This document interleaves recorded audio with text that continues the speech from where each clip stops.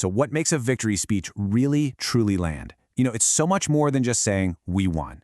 It's about capturing a moment, defining it. And today, we're going to dissect a speech that did exactly that. One that really marked a huge shift in New York City politics.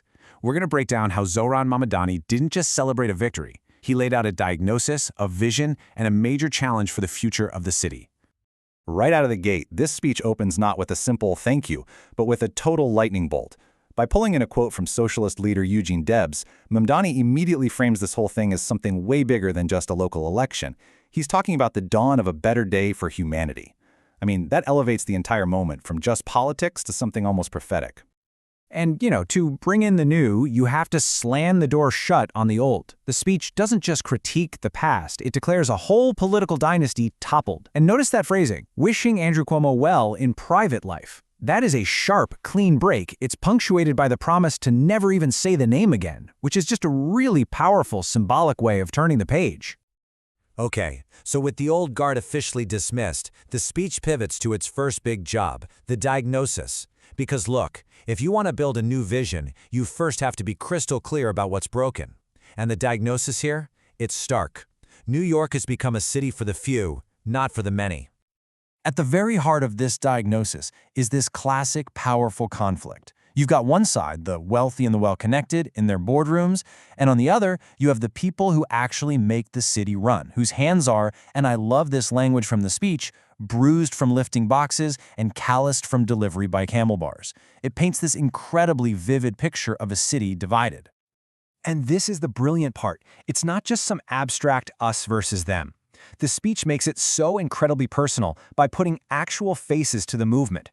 We hear about Yemeni bodega owners, Mexican abuelas, Senegalese taxi drivers. This is a masterstroke, really. It transforms this political idea of the working class into a living, breathing, multicultural coalition that is New York City. And here it is. This is the emotional gut punch of the entire diagnosis.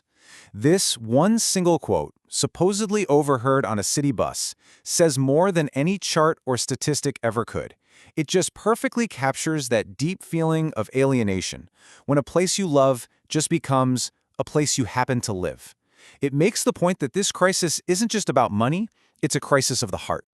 So if the problem is a city that feels broken, what's the solution? Well, before you get to the policy papers and the plans, the speech offers an emotional answer first. It argues that the real antidote to all that despair, it isn't a plan, it's a choice, a collective decision to actually have hope. The victory gets framed here as a very conscious decision. The idea is that over a million New Yorkers didn't just, check a box on a ballot. They actively chose hope over all these powerful negative forces. This reframes the act of voting from something passive into this courageous collective stand against cynicism. And this line right here, this is it. This is the core belief of the entire movement, that shift from politics being something that is done to us to something that we do. It's a fundamental redefinition of power from something you just have to endure to something you can actually wield.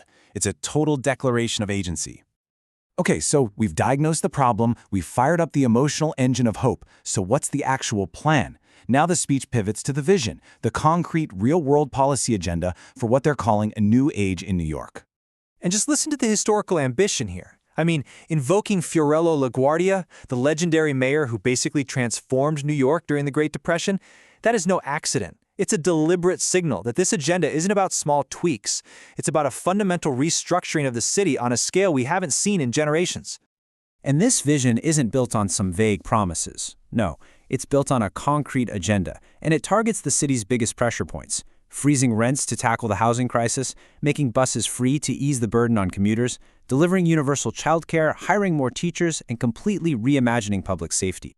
And just to get a sense of the scale here, just look at that rent freeze. This one policy, it isn't some niche program. It would give immediate relief to over 2 million New Yorkers.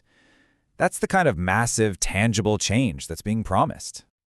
But look, a bold vision like that is gonna get a backlash. It's inevitable. So the final section of the speech anticipates this, and it moves from policy to straight-up confrontation. It acknowledges the powerful forces that are going to resist this change and makes a direct promise to fight, even calling out the opposition by name. Okay, this is pure political theater. And it is so effective. The speech just pivots on a dime, calls out Donald Trump by name, and builds all this suspense with the promise of 4 words. It's a super dramatic turn that's designed to grab absolutely everyone's attention for the final argument. And then, the brilliant reveal. The 4 words aren't a simple insult. They are a 4-part strategy.